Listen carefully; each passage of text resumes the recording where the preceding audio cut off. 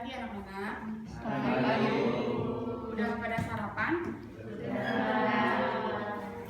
Sebelum kita belajar hari ini, kita mulai berdoa terlebih dahulu ya.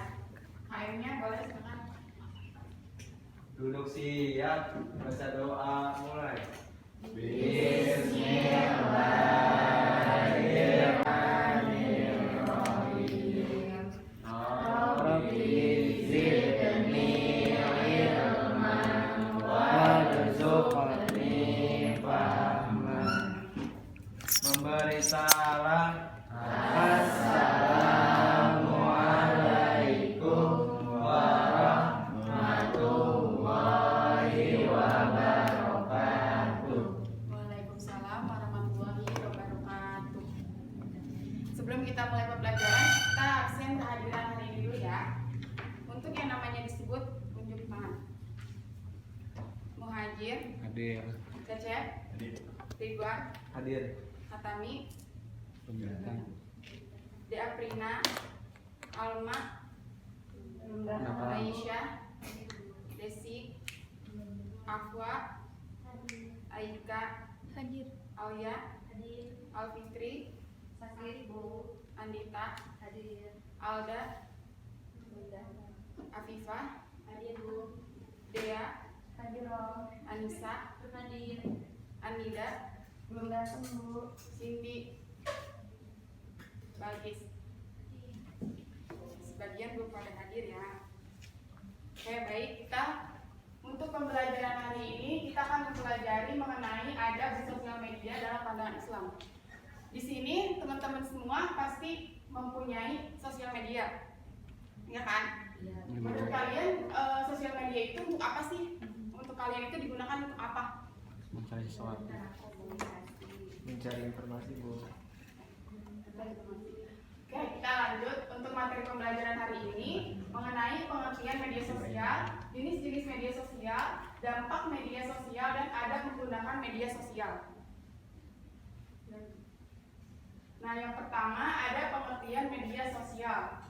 Menurut KBBI, Kamus Besar Bahasa Indonesia, media secara harfiah artinya berarti alat atau sarana seperti koran, majalah, radio, televisi, film, dan spanduk. Sedangkan kata sosial pasti berkenaan dengan masyarakat, artinya. Dan menurut McGraw-Hill Dictionary, media sosial itu artinya sarana yang digunakan untuk berinteraksi satu sama lain, untuk menciptakan, berbagi, serta bertukar pikiran dalam sebuah jaringan dan komunitas virtual. Artinya media sosial itu adalah sarana kita untuk berinteraksi satu sama lain, dengan cara menciptakan, bertukar informasi dalam ranah komunitas virtual itu. Jika media cetak itu contohnya seperti koran, majalah. Nah, media broadcast itu seperti radio, televisi. Nah, sedangkan media sosial adalah yang berupa internet.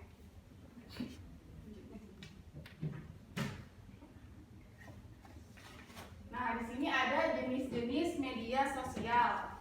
Nah, yang pertama itu ada kolaboratif project. Kolaboratif project ini adalah project kolaboratif. Kemarin Ibu suruh baca-baca di rumah mengenai ini jenis-jenis media sosial yang ada di bab 4 LKS-nya ya. Nah, kolaboratif project ini adalah sosial media yang membuat konten dan perbuatannya itu dapat diakses oleh khalayak umum. Contohnya itu seperti Wikipedia. Seperti itu. Nah, yang kedua ada blog. Blog ini adalah web pribadi yang berupa teks.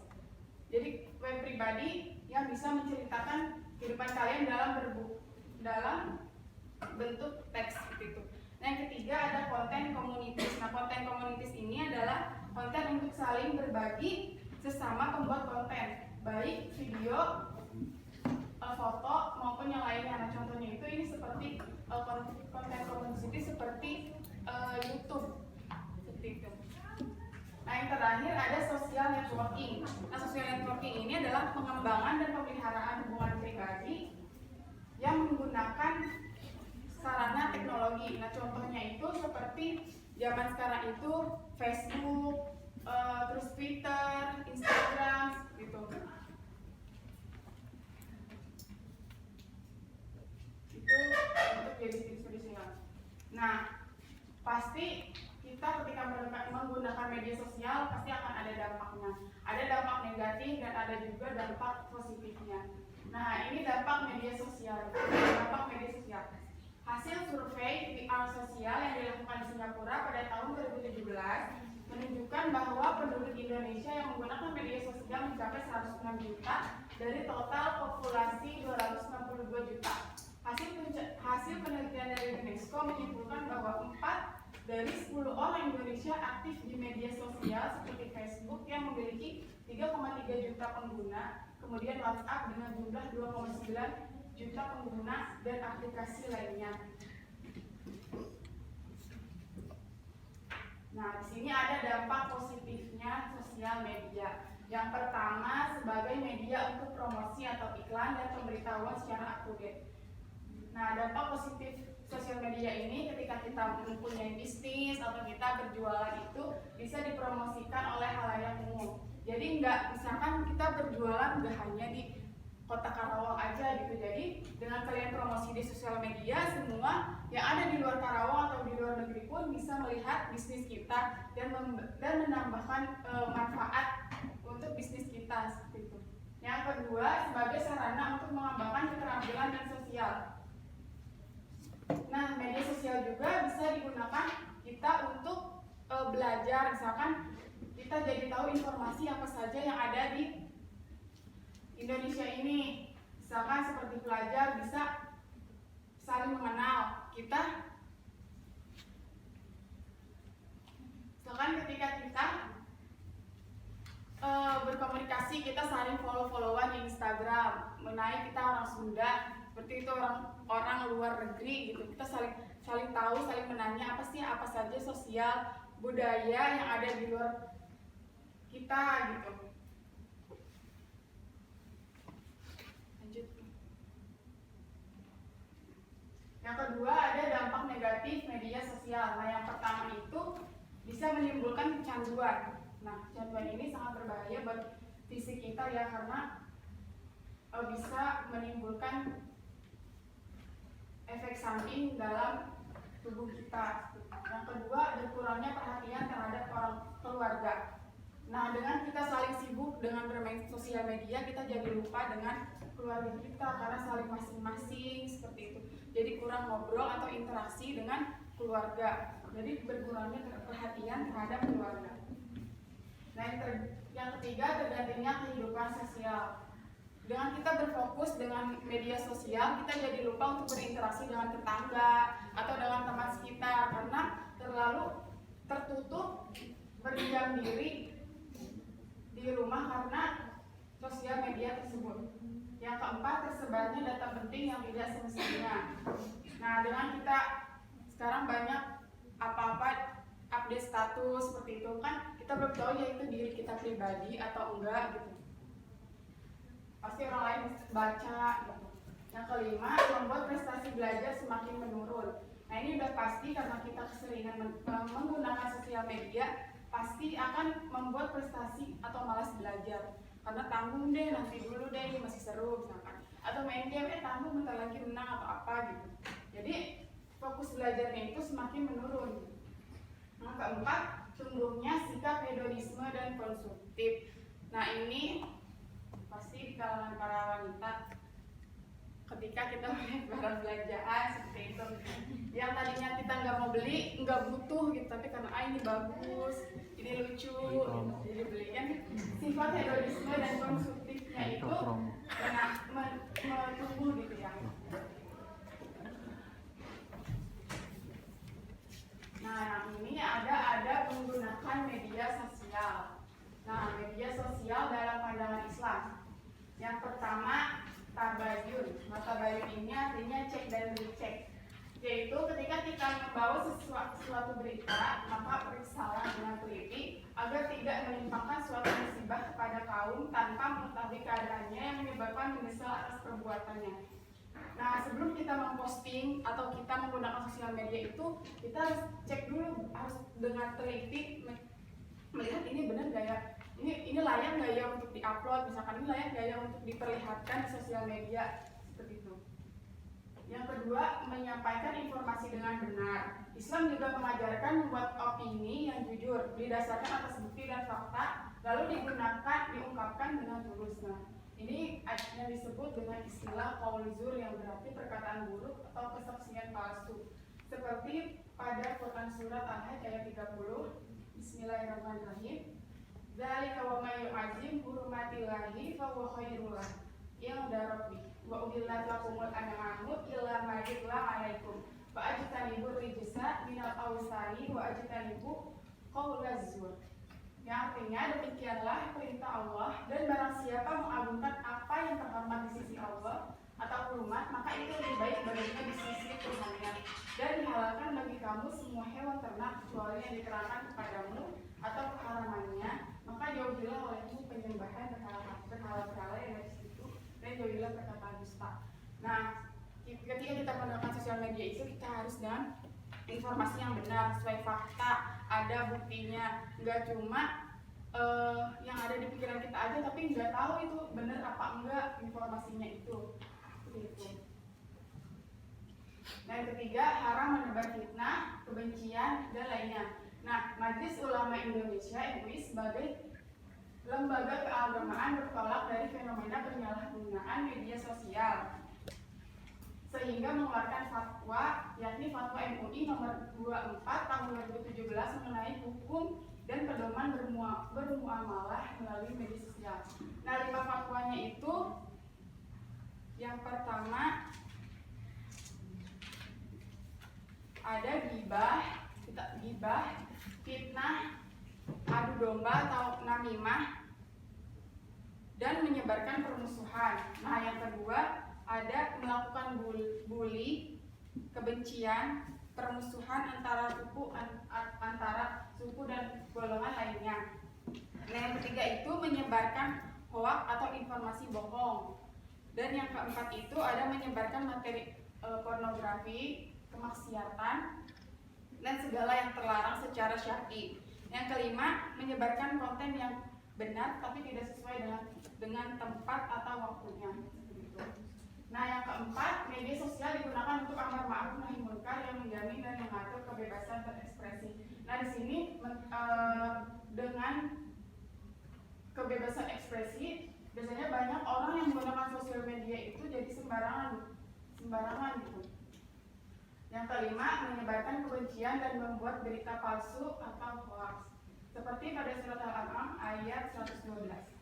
Wa kadzalika ja'alna likulli nabiyyin aduwwan syayatinal insi wal jinni yuhi ba'duhum ila ba'din zukhrufal qawli ghurura walau syaa rabbuka ma fa'alu fadharhum wa ma yaftarun.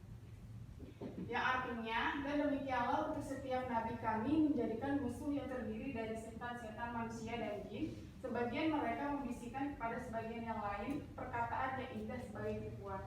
Dan kalau Tuhanmu menghendaki, niscaya mereka tidak akan melakukannya, maka biarkanlah mereka bersama apa kebohongan yang mereka adakan. Itu media sosial dalam pandangan Islam. Nah, di sini ada adab dan tata cara penggunaan media sosial. Nah, yang pertama itu untuk pelajar dapat memanfaatkan media sosial untuk metode pembelajaran online agar belajar tidak monoton dan lebih fun. Nah, setelah itu untuk para pelajar enak nih, bisa nonton YouTube sambil belajar misalkan. Jadi belajar tuh nggak hanya melihat tulisan aja gitu, jadi sambil melihat gambarnya, jadi bisa melihat animasinya gitu. Jadi ada gambaran gitu, nggak hanya tulisan cerita doang, tapi susah buat berimajinasinya seperti itu. Yang kedua, membuat grup untuk sarana diskusi pelajaran dan untuk sharing berbagai informasi penting. Nah, ini kan sekarang ada WhatsApp, kita bisa membuat grup saling diskusi untuk pelajaran hari ini apa sih, pelajaran besok apa, seperti itu. Yang ketiga, menyalurkan hobi menulis dengan menggunakan fasilitas note atau untuk media penyimpanan data seperti video, MP3, dan foto. Dan yang terakhir, implementasikan sosial media dengan baik dan benar, gunakan peluang yang ada sebagai sarana yang positif dan bermanfaat. Nah, kita sekarang udah udah tahu bagaimana sih tata cara dan ada penggunaan media sosial. Kita sebagai murid harus menggunakan media sosial dengan baik dan benar yang bermanfaat untuk diri kita sendiri. Nah, mungkin itu pembelajaran untuk hari ini. Anak-anak semua ada pertanyaan untuk materi hari ini?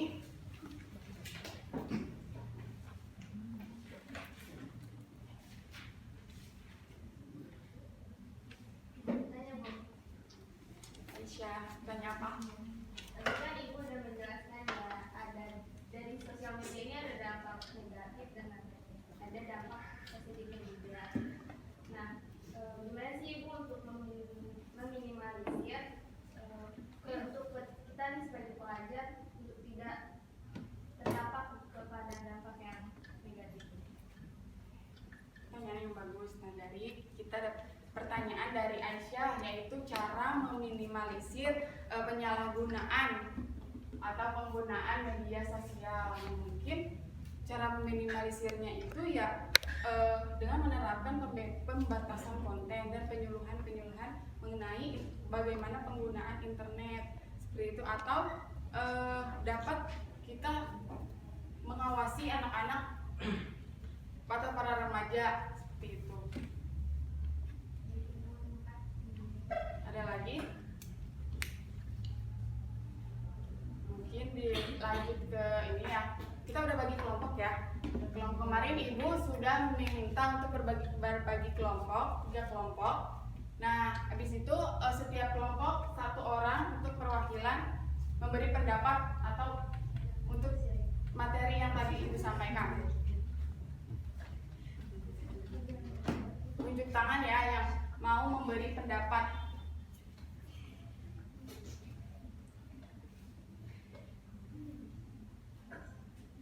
Tunjuk tangan aja nggak apa-apa kalau nggak mau maju.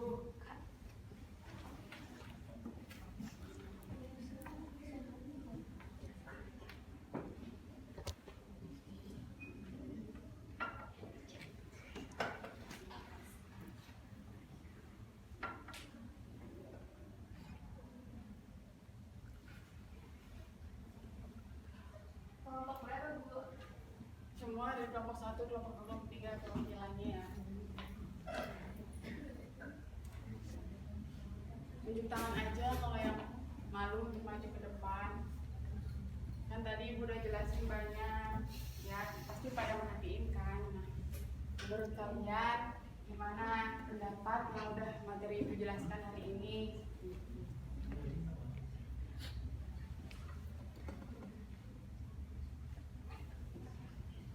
Oke, dari kelompok 1 ada yang mau?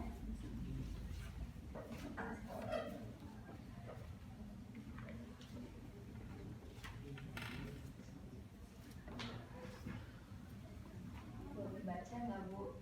Boleh. Ini di sini. Yes. Ya, apa? Jadi media sosial itu merupakan sarana untuk berinteraksi satu sama lain dengan bertukar pikiran dalam sebuah jaringan dan komunitas secara virtual. Nah, adapun jenis media sosial, yang pertama ada collaborative project. Nah, itu adanya kerjasama dalam kreasi konten. Yang kedua ada blog, bentuk sosial media sebagai web pribadi. Terus yang ketiga ada konten komunitas, itu untuk saling berbagi dengan sesama pembuat konten. Yang keempat ada social networking. Nah, itu pengembangan dan pemeliharaan hubungan pribadi dan bisnis dengan menggunakan bantuan teknologi. Itu aja Bu yang dapat saya sampaikan. Ya, terima kasih ya dari kelompok 1. Kelompok lainnya Saya Bu. oh ya, Dari sini boleh ya.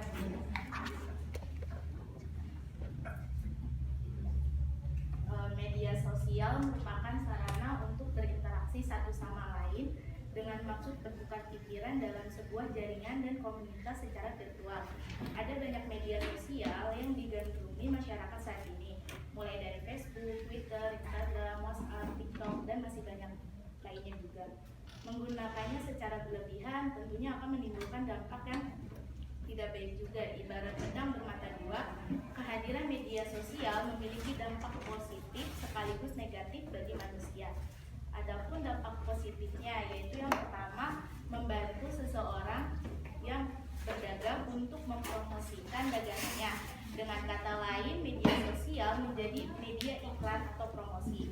Dampak yang kedua yaitu media sosial menjadi wadah seseorang untuk mengembangkan keterampilan atau bakat yang dimiliki. Nah, selain itu juga ada juga dampak negatifnya yaitu tergantikannya kehidupan sosial menjadi kecanduan, membuat prestasi belajar semakin menurun, tumbuhnya sikap hedonisme dan konsumtif. Di samping itu, dalam buku The Dark Side of Social Media oleh Katica Seldon dijelaskan bahwa penggunaan sosial media telah meningkatkan jumlah orang yang mengalami depresi dan penyakit mental lainnya.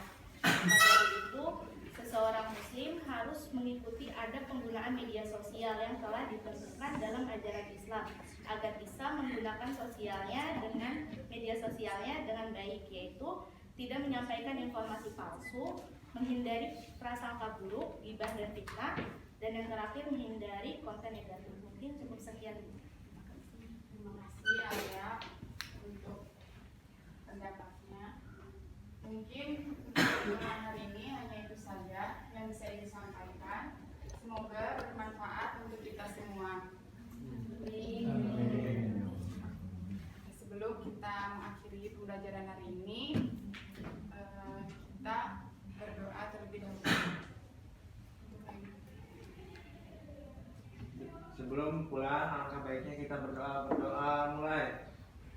Bismillahirrahmanirrahim. Subhanakallahumma wa bihamdika asyhadu an la ilaha illa anta astaghfiruka wa atubu ilaik. Memberi salam. Assalamualaikum warahmatullahi wabarakatuh. Waalaikumsalam warahmatullahi wabarakatuh. Terima kasih untuk pembelajaran hari ini. Sampai bertemu di pembelajaran minggu depan.